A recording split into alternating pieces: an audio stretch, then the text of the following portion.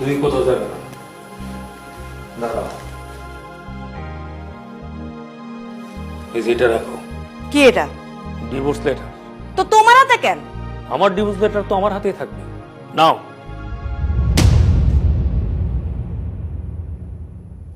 ধরো। শোনো, যেদিন তুমি আমার মেয়ের ডিভোর্স লেটার লিখছো সেদিন আমিও লিখছি ডিভোর্স লেটার তোমাকে দেওয়ার জন্য।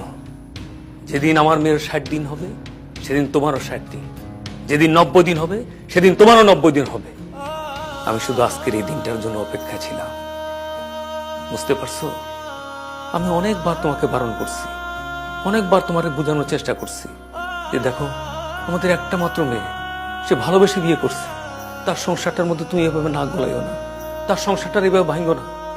কিন্তু না, তুমি আমারে দমায় রাখছো।